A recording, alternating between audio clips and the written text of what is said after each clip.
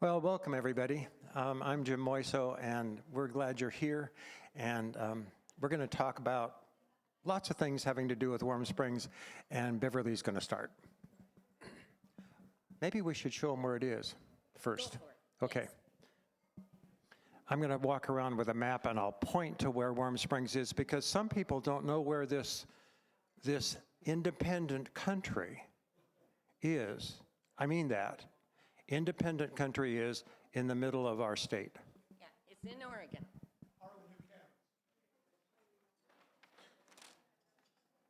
It's this gray spot.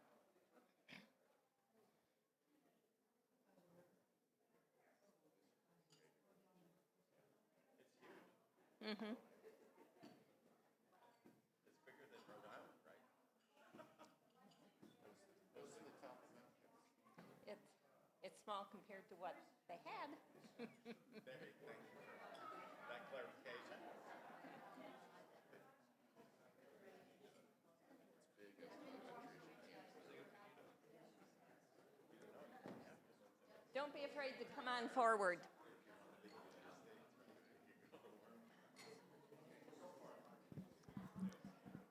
Okay, continue to enter and find a chair, but come on forward, those of you who are just coming in now. My name is Beverly Crow, and I'm on the administrative commission of the Presbytery that's working with and for the church in Warm Springs that has been one of the churches in this presbytery for 150 years, 150, longer than many other churches in the presbytery. But it's kind of hidden away, or we think it's hidden away, and we haven't been too involved in it for many years. And with a change in pastors and in that process, some of us in Presbytery said it's time to re-engage with that church and let them know that they're part of a larger church than just their small group. So Jim and I are part of the administrative commission that has been working, for 20 months, and we don't know how much longer it will go, but we're making a lot of progress and we're learning a lot about Warm Springs. So I'm going to start because which is hard for me. I don't talk about myself a lot in groups and so on, but we all come with who we are and what our experience has been. Maybe you've had some experience with Warm Springs or some other native settlements. Maybe you haven't. And now, beginning with knowing about the Presbytery's mission at Warm Springs, you can be part of that. So I'm just going to briefly tell a little bit about who I am, because I'm not just part of a committee. This is deep work for me, besides being part of a committee, which we've got a good team going. But I know what I look like in a mirror, so I know what you're seeing when you look at me. What you can't see and don't know is that I'm also part African American and part Native American and Caucasian. I have 3 children, one of each of those definitions. So I have lived my adult life learning how to parent a Native American, an African American, and a child who was born to me, or to us. We started our family when Dave was still in seminary. He was pastoring in a inner city church in Louisville, all-black church. That was our church, and that's when we had our first child. There is no congregation that loves a new baby like a black congregation. Let me tell you, they threw a shower for me because they knew we were far away from kinfolk. And then, I don't know if it was 2 or 3 weeks after Dallas was born, we drove up. And they poured out at the church saying, "The baby is here, the baby is here." And the next thing I knew, I had lost my baby. And he was being introduced to everybody in the congregation and loved upon like I have never experienced a congregation loving upon a newborn. We might peek under the covers and say, oh, how sweet. This child was taken from me and introduced to everybody personally. So that's my experience. Later after Dallas was with us for a couple of years, we wanted to add to our family. We didn't think it was good to add to the population, so we looked into adoption and went to our first meeting, and being given a paper to fill out with all sorts of questions, we called the worker over and said, these questions don't make sense to us. We aren't looking for a baby that would look like us. Woo! We got ushered into the next room, and we were there for over an hour and talking and asking all kinds of questions. And when we were excused and walked out on the sidewalk, I still remember very clearly, Dave put his arm around my shoulder and said, hon, I think you're about 8.5 months pregnant. He was off by a month or so. And we had our Native American daughter, 3 days old, of Warm Springs heritage. So my connection with Warm Springs goes way, way back. A few years after that, we wanted one more child. We adopted a 2-year-old. Adopting a 2-year-old and a newborn are pretty different experiences. But Mike is African American in heritage, and so I have parented 3 children, 3 different racial backgrounds and ethnicities. It's a wild ride. It's been a wonderful ride. So that's my background with Warm Springs. I've known about it for, I'd reveal Heather's age if I told you, but over 50 years. So then to come finally from the many years in the Midwest, that's where our kids grew up. Back in Oregon, Dave's part of the Presbyterian staff, and one of the churches that he needs to oversee is Warm Springs.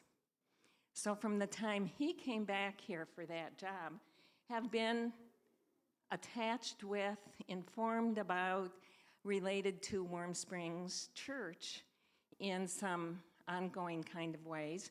And then our daughter, who is Warm Springs background, ended up, when she came out to see what this Warm Springs reservation was all about, met and fell in love with a man.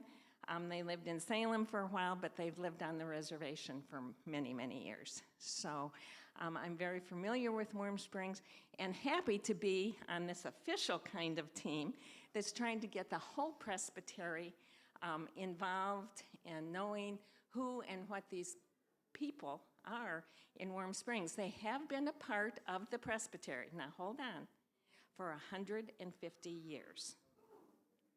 Longer than many of our churches have been in existence.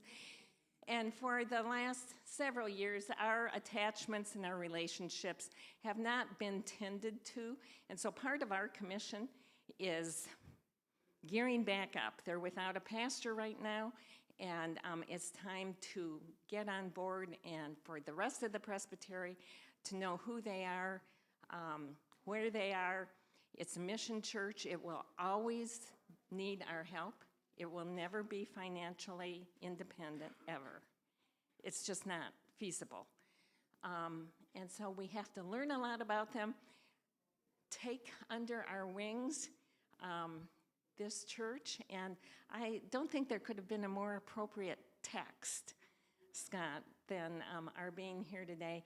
We are brothers and sisters in the faith, and we lead different routes, and it's time to re-engage with those in Warm Springs. They're Presbyterians, and they're our neighbors, even though neighbor is 2 hours away. So that's just a little bit of my background, and we have a very active and good administrative commission. We meet monthly. We've made a lot of progress. We've got a little ways to go, and there's a whole story about the Mans, but Jim, I'll let you start in on the reservation. So one of the things that we have been committed to as the Administrative Commission is learning. We've got a couple of people on the commission who live on the Warm Springs. They are Warm Springs, including her daughter, Heather. The rest of us are like us.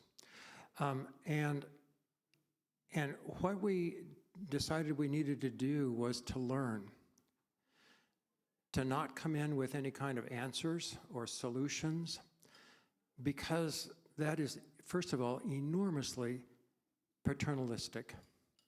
It's what we white folks like to do. We're going to come in and we're going to fix them. Also because we're the ones with the money and therefore the power. How do we not do that again? How do we make space for God to do something new? So that's been a really important part of how we've tried to function. How do we learn? So we need to learn about history, and I'm just going to tell you a whole lot of history that I didn't know. The Warm Springs Reservation is home to the Warm Springs and the Wasco and the Northern Paiute tribes, all three tribes. Before 1855, they lived in different places in the Northwest. Traditionally, the Warm Springs tribe lived along the tributaries of the Columbia, the Deschutes, and the John Day rivers. They depended on roots and game and berries. The Wascos lived along the Columbia and Hood River and the Dalles, and they were primarily fishers and traders and farmers, which meant they had a lot of connections because of that waterway. They were the foremost traders in the area because of their location. That's two. Number three, the Northern Paiutes. They lived in the Northern Great Basin in southeastern Oregon. Think about how different that is than the Columbia.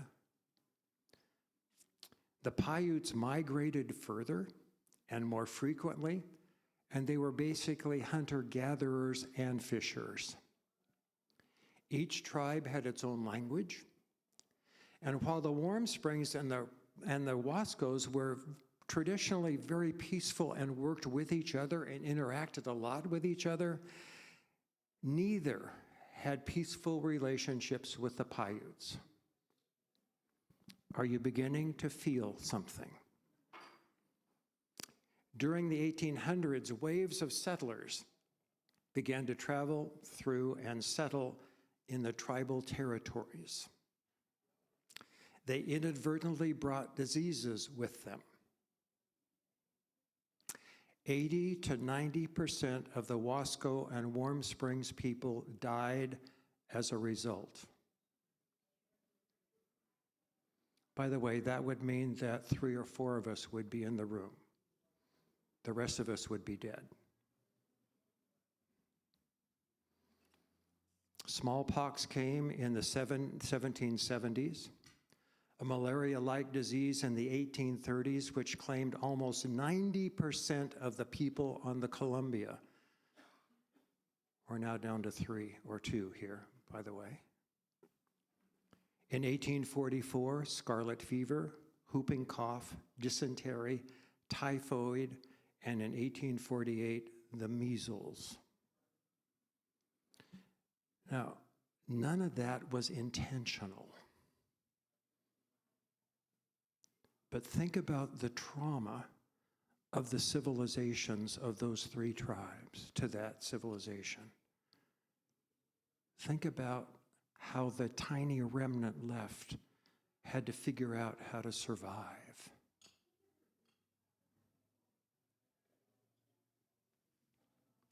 From 1843 to 1852, the number of settlers coming through the territory increased from 1,000 to 12,000 per year.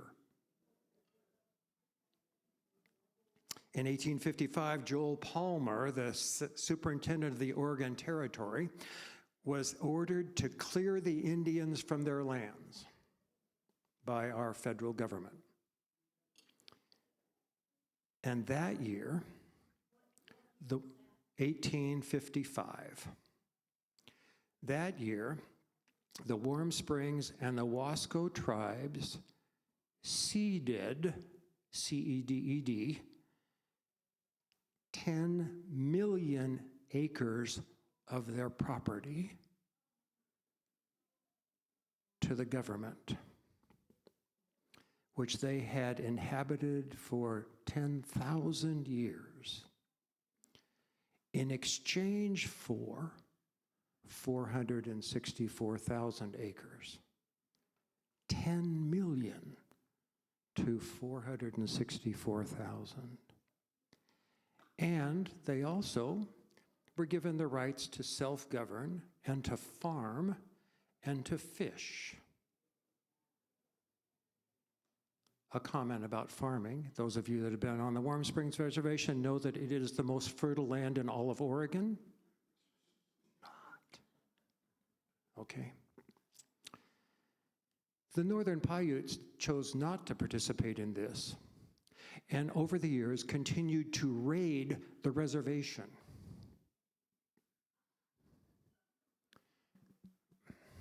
Are you hearing complexity and trauma and challenge here? In 1874, the Warm Springs Presbyterian Church was started, 17 years after the reservation. In 1878, there was the Bannock War.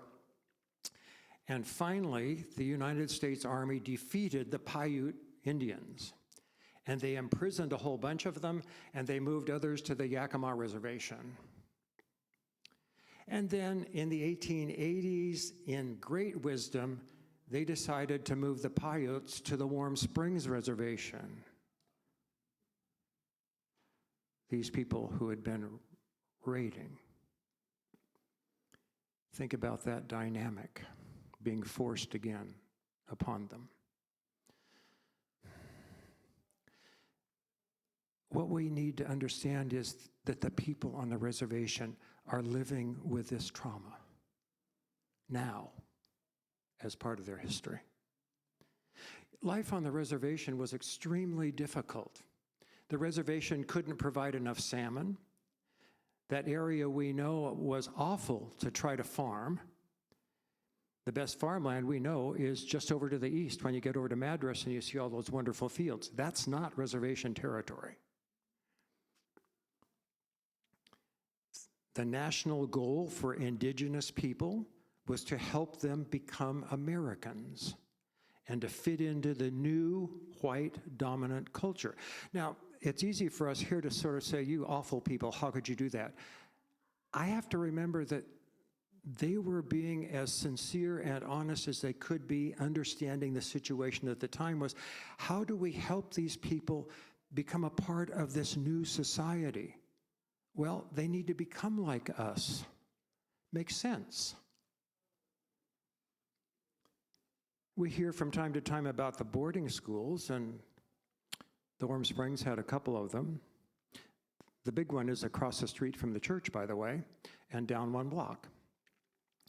Late last year, President Biden issued an apology, or the year before, President Biden issued an apology for the schools which had ripped children from their homes and families, cutting their hair and forcing them to speak English, and physically punishing them for not assimilating. The first time that a president has apologized for that. The Warm Springs schools followed the standard pattern across the country. This curriculum pushed an assimilationist program aimed at erasing their culture and replacing it with ours. Given the traumatic nature of that process, the pupils and their parents responded in a variety of ways. Some students openly resisted and ran away. Others practiced modesty because the best students were often moved off the reservation to, for example, the Chemwa Indian School in Salem, where they were cut off entirely from their families, and their families could not visit. A number of parents resisted the pressure of the government agents. Still others decided that it would be really good if their kids could learn both cultures and appreciate both of them. Listen to the words of Vesta Johnson, a person we know who talked about the Warm Springs, and she said this through her tears. My heart aches for my elders because I know that they went through a lot. The elders that are still alive, they need help now. You can't forget that generational atrocity has impacted their children and their children's children. Johnson's mother, Ginger Smith, was sent to the Warm Springs boarding school. As a kid, she was called Jabberjaw by her friends because she talked all the time, and she was full of playful energy. When she was in the boarding school, she got into trouble for talking too much in class. They put her mother in a corner, feet and hands bound with a rope and a cloth covering her mouth, according to Johnson. She was left in the corner the entire day, not even allowed to use the bathroom, she said. After such traumatic experiences, she said that her mother became much quieter and was reserved for the rest of her life. Dolores Jimerson, a behavioral health education director in Portland, said, "There's so much pain and grief that many of us carry through our bloodlines. I don't know a single tribal person who has not had a relative in a boarding school." One of the things that the Administrative Commission is learning is the reality of generational trauma. I didn't know anything about that until we started with this. An expert in the field says everyone is a victim. We know that there are actual changes that happen in our DNA from wounds, ancestral family wounds from generations back, and that we carry the wounds of our ancestors in our bodies. Generational trauma. Mercy. Yeah, what we've learned is that's a part of the living reality of everybody on the reservation. Something we can't imagine because it's not our trauma. That's what they bring to life every day, having to cope with that. In 1924, the Native Americans received citizenship and a right to vote. In 1937, the Indian Reorganization Act happened so that in 1938, the three tribes were incorporated and they adopted a constitution and a form of government. It's composed of a chief of each tribe. So we have 3 chiefs, and they occupy the office for life, whether or not they are functional. You heard me. You're beginning to hear some complexity even there. And a council of elected members, 8 of them. They also have a judicial system on the reservation. Remember, they're an independent country. By the way, that also means that if you're involved in an automobile accident on the reservation, you get their emergency people. People don't come from Madras. They don't call them from Madras or Redmond to come get you. It's an independent country, and they have their own system there. From the beginning, the reservation's boundaries have been in dispute. Finally, in 1972, they were resolved, and the reservation is now 644,000 acres, 1,019 square miles. According to the 2000 census, there were 3,314 people living there, inhabitants, and in 2003, the total tribal enrollment was 4,200. This is a third world country in the middle of Oregon. Poverty pervades these people. Not all of them are poor, but poverty pervades these people. Substance abuse of all kinds is rampant. Has to do with trauma and poverty and isolation. Has to do with everything that goes with substance abuse. An idea of the challenge of the distance. A former member of our administrative commission lives 20 miles from the church, and she's not living at the edge of the reservation, just to drive 20 miles to church. Heather, Bev's daughter, and her husband live 14 miles from the church. Still not on the edge of the reservation. That's one of the challenges of the reservation. It's just distance and isolation and paying for gasoline if you're poor. Beverly and I were talking about the fact that the piano needs tuning, and we've got the money to tune the piano in the church. The nearest piano tuner may be in Bend. We can't get the person to come that far. A challenge of living on the reservation.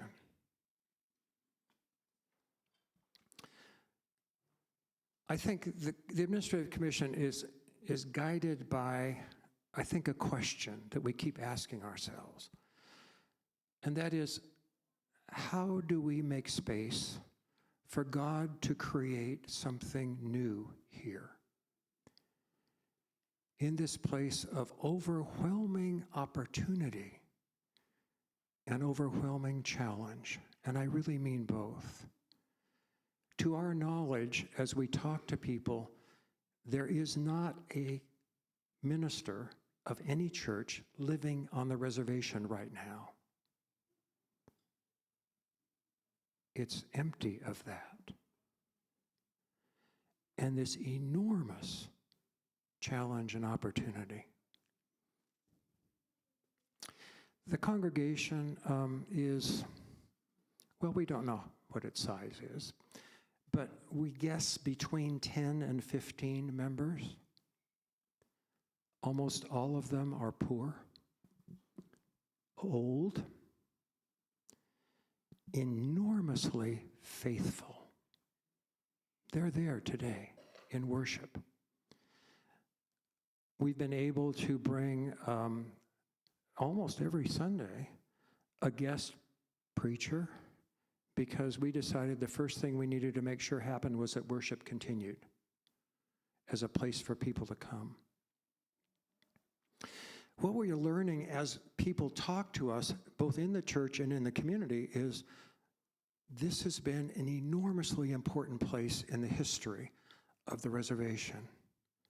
People tell us stories. Oh yeah, my grandmother went there. Oh yeah, my mom went there, or whatever. We got married there, or our grandparents got married there, or on and on and on and on. These kinds of wonderful stories. Because the church has been, for 150 years, a place of safety and of hope, in a place where very often there isn't a whole lot of that for the people that live there. So how do we get out of the way and yet enable God to do something new, whatever it is? And we quite honestly don't know what it is. We keep saying that. We don't know what the future is. God hasn't quite told us yet. But what we know is that this society is very different from ours. It's a relationship society, and it's built on story. So if I want something from Scott and he lives there, I can know that what I want to ask him about. But first of all, I have to ask him his story so that we know stories. And a couple of hours later, I might be able to say, Ann Scott, here's what I wanted to talk to you about. Our society doesn't do that. Presbyterians don't do that. Heaven's sakes, we say, I would like to move that, and we make a motion and we vote. No. No, we've been looking for a membership roll. They don't have a membership roll. They don't. You say, how many members? Because we need to do per capita. Excuse me? What we've learned is, on the reservation, there aren't memberships like that, except maybe on the soccer team. No, they are community together. They're not membership, it's anybody who comes. That's who is. A whole different way of functioning. So what we know is we need to have somebody live there. We can't have somebody just coming in and out. We need to have somebody live there to establish these relationships of trust and of story before we're going to find out what God wants to have happen. Because it's going to have to emerge from that kind of a conversation. Problem, of course, is that the manse is not occupiable. It got pretty run down. So we decided we needed to raise $150,000 for their 150th anniversary in order to begin to work on the manse, which is next door to the church. What? A parsonage for some people, where the preacher lives. And so we started asking people to make contributions. You'll have your opportunity. And we got started, and it got more complicated. We needed to replace the whole electrical system. There isn't, just for information, there's not a 3-prong outlet in the house, okay? The switch box on the outside is dangerous to open the door of. You might get electrocuted just getting into it. That's one of the things. So we got the electricians and we signed a contract, and they went in and they went up in the attic and said, we're not doing this. Because all of the insulation in the attic had been occupied by many, many, many mice and rats. So that included hazmat people coming in, and you get the picture. How do we get somebody there? Without a manse. We can't. We have to have a place. Well, fortunately, the presbytery recently decided to take it on. And the trustees have voted money to redo the manse. It's now happening. We're back to studs. I mean, it's clean, it's empty. We are back to studs. And we are doing wiring and plumbing and cabinets and floors and walls and ceilings and ceiling asbestos and all of this good stuff so that it will be a place where somebody can actually live safely and reasonably comfortably in the future. And the hope is sometime this summer it might be finished, which would be wonderful, because then we can start talking about who in the world God might want to be there, maybe for a short time or for longer. That is, the church can start talking about that, because we don't get to decide. They do. In the olden days, we would probably have decided, we're going to send somebody to be your minister or whatever. We're saying, we're not going to do that, because we want it to come from them. This faithful group, and they are amazingly faithful. So that's where we are. It's actually very, very exciting where we are, because the manse is getting done, and the presbytery is behind it. Let me say a word about the congregation right now. On the administrative commission, my assigned task, I don't know how I got the assigned task, of securing that there would be a worship leader, a pastor, a preacher, every Sunday. And mostly, thanks to many, many, many people in the presbytery, that's worked real well. A couple weeks ago, I called Heather, who kind of oversees that on their end, and I said, Heather, I'm so sorry, but I just don't have anybody for Sunday. She said, oh, Mom, we know what to do. We'll handle this. And so they carried on with worship, with no minister leader there. They did know what to do. They had just moved into the other room for coffee hour, where they'd sit and chat for a long time. And in comes a young man who sometimes is in worship, didn't make it that day, but he had a fresh, hot cherry pie. And he said, I made it for coffee hour. And so they are absolutely wonderful. They have grown a lot. They were very closed in at the beginning of all of this. Didn't know what to do. Their pastor was gone. They hadn't been in good relationships for a long time. And they are blossoming and growing. And I want to tell a story about Jim knew before me, and a few months ago gave me a copy of, what's the title of it? The Indigenous translation of the New Testament. I didn't know anything about it, so I was glad to get that and receive it and look through it. And the next time I was out at Warm Springs, I took it, and at coffee hour, put it on the table, and this one woman who's very timid in many ways, she snatched it away from me. I mean, in kind of a bold gesture, and I thought, what's going on here? And she started flipping through the front, and she said, I have frequent phone conversations with so-and-so, and I wonder, he's been telling me how he's translating the New Testament. And lo and behold, he was in the front page, one of the translators doesn't live in Warm Springs, but he is a Warm Springs person, obviously knows Greek well enough to be an official translator of the New Testament into language and symbols and phrasing that would mean a lot to the indigenous people. So there's just so much going on and so much for all of us to learn that I'm so excited. Presbytery's behind it. In the last year and a half that we've been in operation and doing this, the church is coming to life, and they have ownership, and they carry on. There haven't been very many Sundays. We haven't had a pastor there, but a couple weeks ago, that was okay. And Heather says, we can handle this. We know what to do. How many of you would say that if there was nobody leading on a Sunday morning?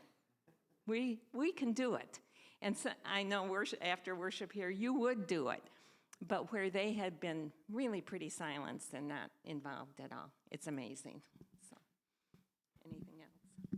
So we see a whole lot of hope there. I mean, I painted you a really negative picture, I know. But that's because we need to know that to know the reality of what's there and the opportunity. We see it as enormous opportunity for God to do something new there. And we're really quite excited about it. We're going to be at this for a while. We know that. The Administrative Commission is the session. For those of you that like that sort of Presbyterian government stuff, we act as the session. And I feel really honored to be a part of that. I don't know if any of you have seen it, but this was the program on Sunday morning for the 150th anniversary. And you can take a look at this, and this is the church.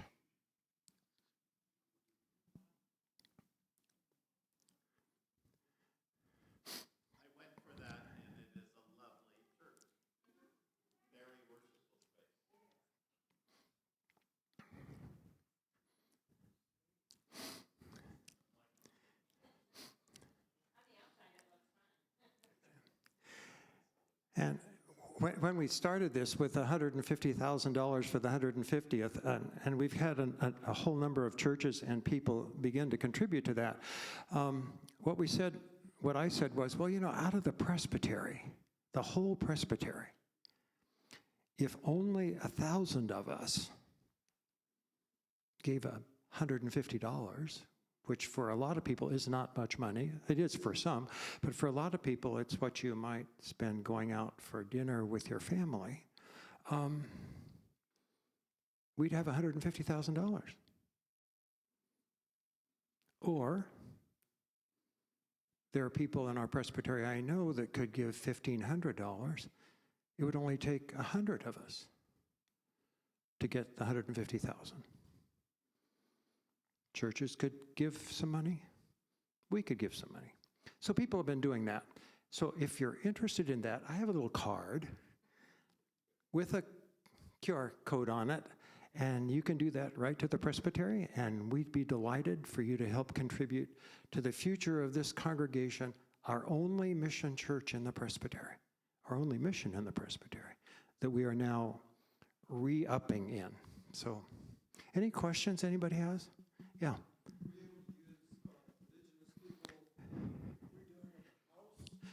The question is, were we able to use indigenous people in the redoing of the house?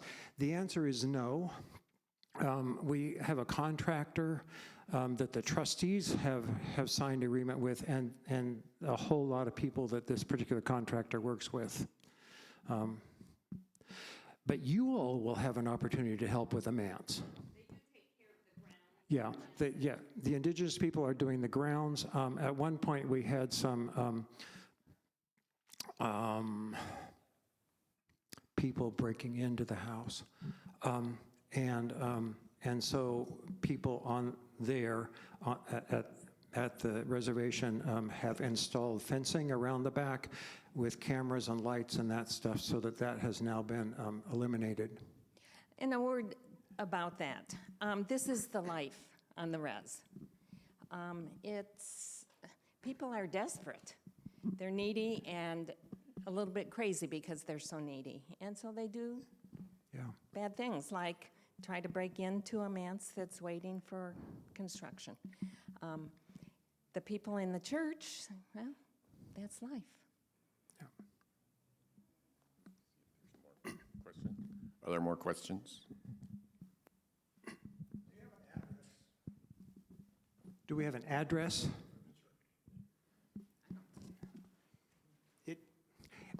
It doesn't. I mean, there's a post office box somewhere, but not that I know of. Are you trying to figure out how to get to it? Okay. If you go to Warm Springs, and when you come down the hill and... What?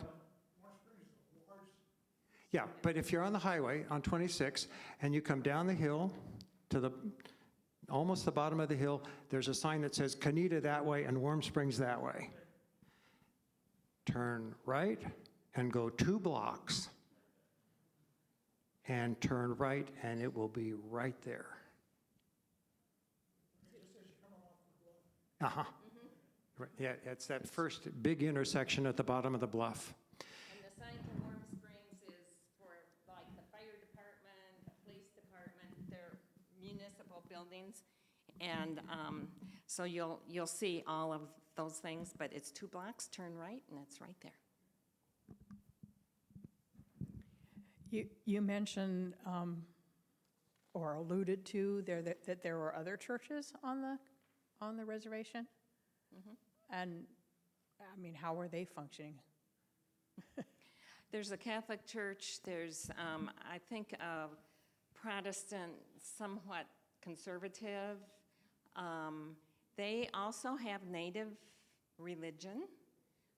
They meet when they do in what they call the Longhouse, and they have ceremonies, funerals, great events in the Longhouse, and then their native kind of ceremonies around that. There's a lot of spirituality in a variety of forms, and then they try to merge that with like a church that comes in with certain ways of doing things. Are there potential uses of youth mission trips? Right now, no.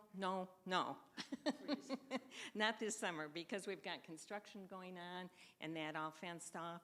And we can't handle youth mission trips until there's somebody there as pastor-type person. Because what did this 10, 12, 15 people do? They go to work or whatever. They can't manage people. So right now we have to say, thank you for the thoughts. We cannot house and manage work groups this year. Hopefully down the road that'll change. One of the things that you all have opportunity to do besides giving money is that sometime in the late spring, we will be putting out a list of things we need to furnish the manse. So here's what we need for a bedroom, and it'll be a list. Here's what we need for another bedroom. Here's what we need for the kitchen. And a church could say, oh, we'll do the bedroom, and figure out a way to do the bedroom. Maybe somebody you know is downsizing and has a bedroom that they would like to just sort of transfer. That's an opportunity that's going to be coming to all the churches. Let me add on to, I said no youth groups right now. A church group, and here, think about this. We have one church in the Presbytery, small church, Springwater, one Sunday closed their door, put a sign on it. We're not open for worship this Sunday. Encouraged anybody who was not going with them to please go to church someplace. But they had a couple carloads of people. They went out and led worship, and you wouldn't have to be leaders of worship, but you could take a carload or two any Sunday and be out there for worship. But one church did that and just sent I think it was 2 carloads of people out to lead worship and have fellowship time with them. So there are a variety of ways. Either just go on your own and be there, or get a groupie and go, or sign up with me to lead worship. You don't have to have your pastor. You know how to lead worship. I've been here now. I know you know what worship entails. You could do it. So. And the thing that has happened for them is they feel connected. They felt so unconnected from the rest of the church for so many years. And now they're feeling enormous support and connection and encouragement because of giving and because of all these people coming in and visitors. And that's a gift we can give them. Would the congregation or the group be, Use the microphone.